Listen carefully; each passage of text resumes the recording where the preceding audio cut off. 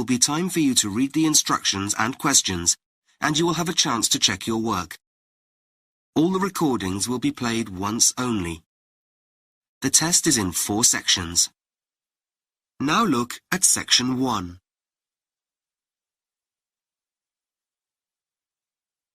Section 1. You will hear a woman making a telephone call about joining a cycling club. First, you have some time to read questions 1 to 6.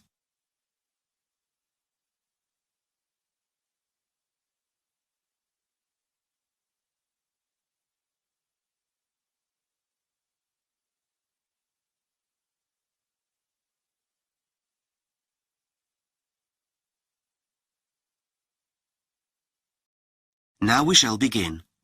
You should answer the questions as you listen, because you will not hear the recording a second time. Listen carefully and answer questions 1 to 6. Hi, is that the cycling club? That's right. How can I help you? I'm Beth. I've just moved to the village and have been thinking about getting involved with a cycling group. Hi, Beth. I'm James, and I'm the club secretary. We're always keen to welcome new members. Have you got much cycling experience? Not really. Does that matter? Not at all. There are lots of cycling opportunities here. For example, some of our members take part in competitions throughout the year, if you're interested in that. Otherwise, we meet each weekend and just go cycling. We take a different route each time, ranging from easy to challenging, so there's something for everyone. Oh, sounds fun. It is. Is there a joining fee? And what's included if there is? There's an annual membership. It isn't much, but it covers things like our newsletter, which we email to members every few weeks, informing them of what's going on. We also have regular meetings here at the community centre. There's a small extra fee for that to cover refreshments, as well as any guest speakers who come along to talk to us about diet, avoiding injury, that kind of thing. Great idea. Helpful for me to know about that kind of thing as an inexperienced cyclist. Oh, and if you do join, we're giving all new members a free repair kit. We used to give a free water bottle for people's bikes, but most bikes come with those now, so... Oh, that's useful. Now, do you meet at the community centre before you go on rides? No, we meet outside the post office in Dudley. Oh, I haven't heard of that. How do you spell it? It's the next village. It's D-O-U-G-L-E-Y.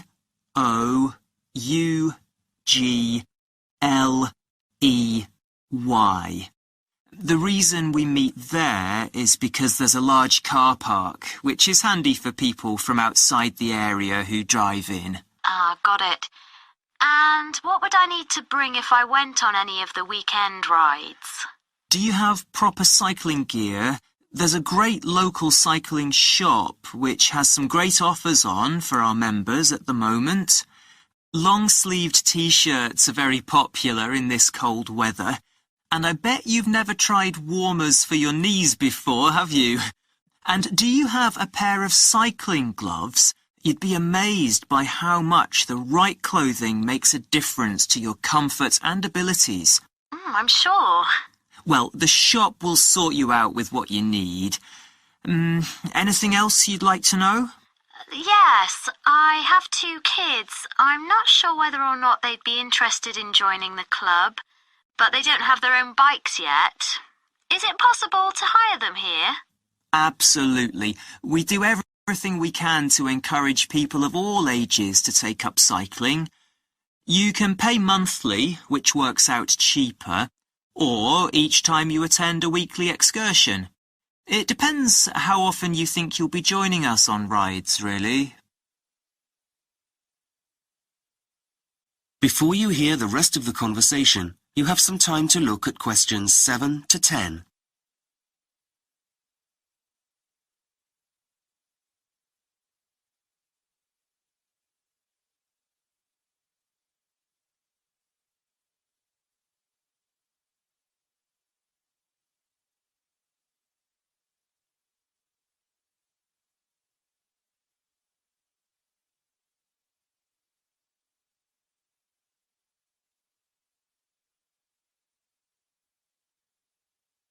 Now listen carefully and answer questions 7 to 10. I assume the rides you do are local? Most of them, yes. We do longer trips when the weather's better. We sometimes stay away camping to make the most of it. One of our favourite excursions, most summers, is riding along the river as far as Brownside. That's about 100 kilometres away, though this year we're going to the mountains, which will make a change. At some point in the future, we'll try the Lake District. That's something we've wanted to do for a while. And you hold other kinds of events too, don't you? I heard you do an annual charity event. Is that right? Yes, we do. We raised money for a new classroom at the local school last year through our sponsored bike ride. We have some other fun events too, like a party each year to celebrate the club's birthday. Members are welcome to bring their friends and family along to that. Brilliant. Well, I think that's about everything. Oh, do you have the telephone number for the cycling shop you mentioned? Yes, just a second. Here we are. It's 221337. Great. Oh, one more thing. It was my neighbour who told me about the club and suggested I contact you. But do you have a website where you put information? We do indeed. Go to www.getoutside, that's all one word, .com. Great. Thanks. That is the end of section 1. You now have half a minute to check your answers.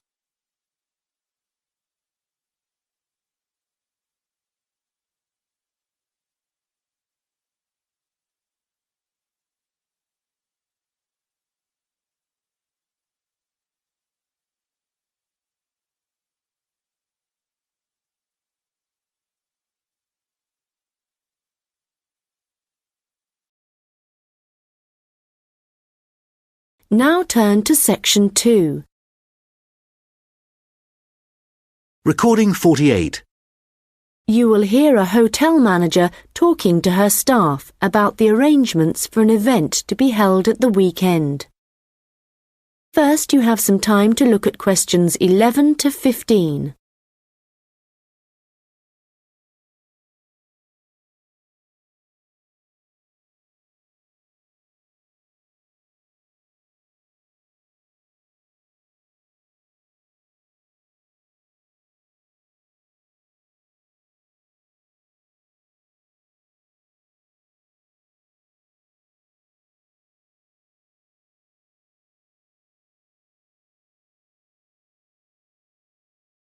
Good morning, everyone. I hope you're all feeling okay after the activities of the last week or so. I know you've all been working very hard recently, and we've been exceptionally busy, especially with the wedding last weekend and the trade fair straight after that. And now we have only 3 days to prepare for the birthday party this weekend. The events recently have gone extremely well, and the hotel is beginning to get a very good reputation, so we need to keep it up. At the moment, we don't have exact numbers of guests, and though we usually only cater for groups of less than 50, we will have quite a few more than that. So, as I said, not sure of numbers, but of course we won't go over the maximum of 100. But it's likely that we will need all of you to work this weekend, so if any of you can't, please let me know as soon as possible. Right, so what time will the event start? Well, the invitation says guests should arrive between 7:30 and 7:45, but our experience is that there are always a few who like to arrive early, so we'll expect the first people at 7:15. As the numbers are quite large, this will certainly be the case. Food will be served at around 8:30, and then, depending on how long the meal takes, the entertainment will start about 2 hours later. Now, for this, we were expecting a live band for the occasion, which is always fun. but apparently this has been cancelled due to illness. So, the hosts know someone who is a comedian who will be replacing the band. We had hoped that the resident magician who worked here through the summer would be able to help out, but they weren't keen on that idea. Before you hear the rest of the conversation, you will have some time to look at the questions 16 to 20.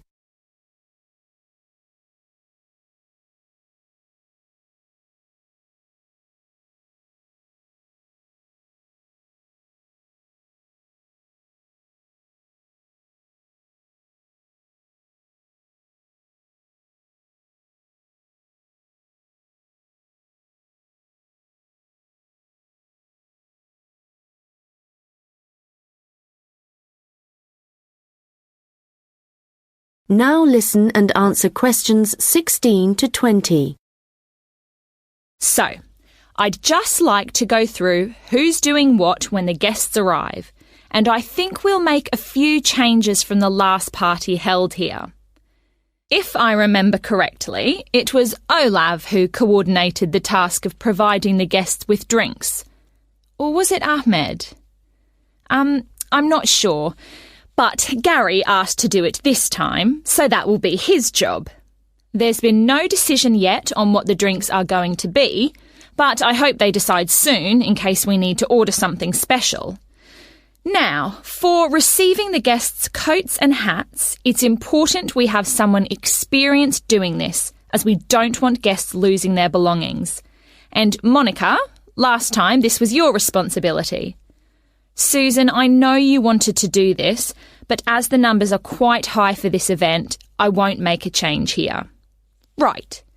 Now, last time there was some confusion as to where guests were supposed to go once they had deposited their things, and we had guests roaming around the whole hotel. So, Ahmed and Olav, I believe you discussed the problems with Susan and thought she would be good at guiding guests after they had arrived. And I'm fine with that. Right, and now for some general instructions. Once the guests have arrived, they will be in and around the lounge area, and then at around 8:30, we need to get them to move to the restaurant for their meal.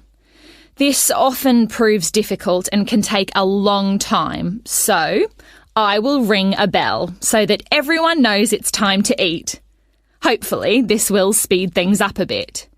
Also, for this event, there'll be a seating plan, so the guests won't be able to decide for themselves where to sit. They'll have to sit according to the plan. There will be a plan on each table, and I've been thinking about where to put the master plan so everyone can view it before they enter the restaurant. As they'll be spending quite a while in the lounge, I've decided to also put a plan there.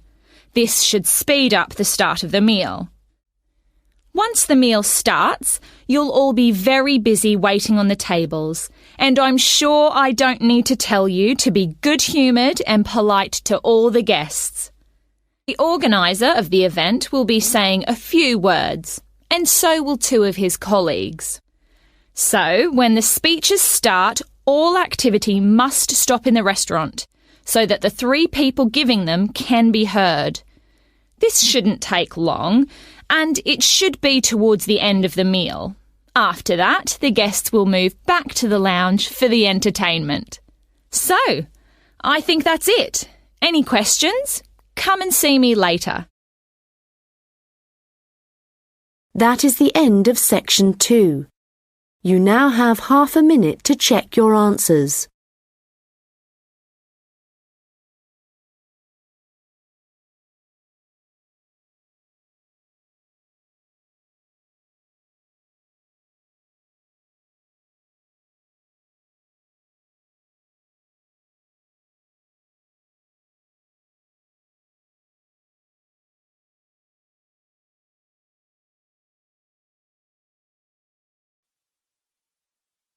Now look at section 3. Section 3. You will hear two students talking about a course they are doing in Chinese at university, 1 to 24. I'm really enjoying our Chinese language course so far, aren't you? Yeah, I definitely made the right choice coming to this university. The teaching's so good, isn't it? I love the methods our tutors use. They really get the most out of us. I never thought I'd learn so much so quickly. Goes to show what a difference it makes being taught by native speakers. If I'd known about that in advance, it would have confirmed my choice absolutely. It's an aspect of the course which is really useful. It's cool having lots of options to choose from too, as far as topics to study is concerned, though that wasn't something I really considered in much detail when I was deciding where to study. I know what you mean. I have to say I'm finding the culture course absolutely fascinating. I'm glad that's on the timetable. By the way, how are you finding living away from home in a big city? Well, it was a bit of a nightmare at first, having grown up in a sleepy village in the middle of nowhere. I do miss the peace and quiet sometimes, but I wouldn't have it any other way. I had to try something new. That's why I'm here too. There's no way I could live in the country. I'd be bored out of my mind. Do you think you'll spend the third year studying abroad? We have the choice whether or not to go, don't we? Why else would I have registered here? It's an unmissable opportunity, wouldn't you say? I'm with you there. It isn't as expensive to do as some of the study abroad programs at other universities. Thankfully. Anyway, have you seen the list of study groups for next semester yet? We're allowed to join 2. I'm having trouble deciding which ones to join, actually. I'd like to do them all, though I know we won't have time, what with our regular lectures and everything. Well, there's the grammar study group. My grammar could definitely do with a bit of polishing, though I have to confess I'm probably likely to give that a miss. I've come to the same conclusion. The writing skills group would definitely be useful, especially if we end up working in China at some point. I'd rather get my speaking skills up to scratch. You can never do enough practice there, so that's something I'm going to sign up for. I'll go with that. What about literature analysis? Fancy that? Getting to grips with Chinese literature sounds like a real challenge. And one I'll attempt at some later date, I think. I was thinking about putting my name down for it, though, to be honest, I might be better off putting some work into understanding what people are saying to me. So I think I'll go for that group. I know what you mean. That's that decided then. Before you hear the rest of the conversation, you have some time to look at questions 25 to 30.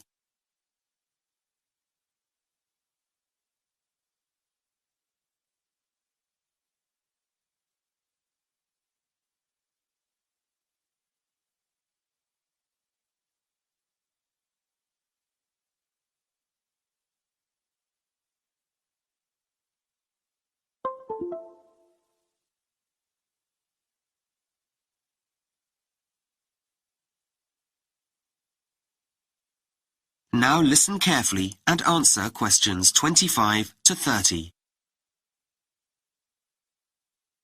How have you been finding the free online resources we've been given access to? I found 1 or 2 of them useful, but some of them aren't as exciting as I'd expected them to be. Right. I tried the chat room the other day for the first time. You know, where you can make contact with real Chinese speakers and practice your language skills. I was chatting to a really helpful user called May. The connection was pretty poor though, and I gave up in the end. I don't know whether it's always like that. I had a similar experience, waiting ages for replies to come through. And what about the translation software? I've never been a great fan of it, but that stuff is really high-tech, isn't it? It's got all sorts of functions, though maybe at the expense of getting a precise interpretation of what you're trying to say. You don't have to wait as long as you do for some translation software to do its stuff, but I think what you said is a universal problem with that kind of thing. Better to use our heads. What do you think of the vocabulary builder? You know what? There's tons of useful and functional stuff to practice on there. I spotted several errors, though, if you can believe that. I noticed that too. Maybe we should raise that with our tutors. Let them know it's lacking in quality. We need top-rate stuff at our level. The dictionary's not bad, but I've seen ones that have some interesting extras like activity sections. Shame it doesn't have any of those. I know. They can be slow to use, though. The language lab's pretty lazy, isn't it? I've only used it a couple of times, but I'd agree. There seem to be plenty of delays when it's setting up, though you can do some interesting things on it once you've got it running. Then there's the writing checker, the thing you type into and it tells you what typing errors you've made. I got a bit bored doing the same thing after a while, though. It's a bit limited in what it can do. I think I'd rather have my tutor's feedback. It would be better if it was a bit more interactive, though how that would work I'm not sure. Anyway, at least we've got access to the resources. They're better than nothing, even if they're not perfect. Right, shall we look at this next piece? That is the end of section 3. You now have half a minute to check your answers.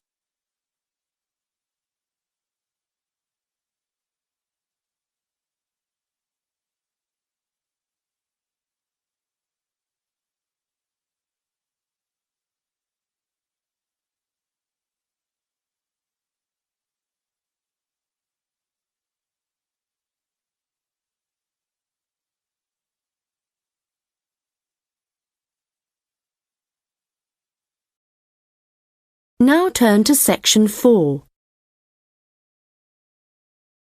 Recording 50. You will hear a lecture about hair. First, you have some time to look at questions 31 to 40.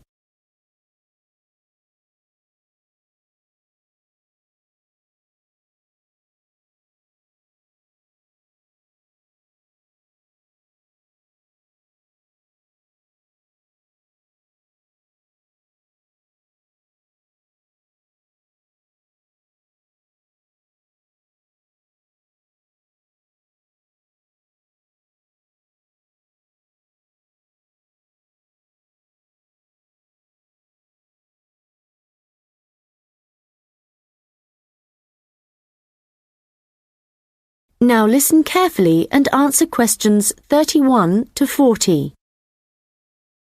Good morning, and welcome to this lecture on hair, which is a part of the human biology course. This lecture covers a number of facts about hair, its structure, and what can affect the general health of hair. So, first of all, what is hair, and why do we have it? If we look back at our ancestors, we'll see that they had a lot more hair on their bodies than we do now. And there are, or were, two main reasons for having hair. One is to provide warmth, but as humans have worn clothes for many years, body hair has significantly reduced. The other is for protection. And again, this isn't as significant as it was once. But hair does still benefit areas of the body, such as the head and around the eyes. Now, hair, whatever it is for and wherever it is on the human body, is composed mainly of a protein called keratin. This, by the way, is also found in fingernails. In fact, it's keratin which makes them flexible, and without it they would be very rigid. Another interesting fact about hair is that it is very strong as iron, in fact. One single strand can support a weight of up to 100 grams. This may not sound all that much, but a full head of hair can support up to 12 tons, which is the equivalent of a couple of elephants, which is simply amazing. Though I advise you not to put this to the test. Humans lose up to 100 strands of hair a day, but we do have quite a lot of hair to start with. There's some variation depending on hair color, but for an average adult, the strand count is 100,000, so losing 100 a day is not too bad. Although this is the average, people with red hair have around 80,000 strands, black or brown hair 100,000, and blondes have about 120,000. So, hair used to be important for the reasons I mentioned earlier, but nowadays I'd say the main importance of hair is the fact that it is big business. Apart from the money involved in hair cutting, shaving, trimming, etc., a fortune is spent just on hair products. In the UK alone, consumers spend over £5 billion each year on these.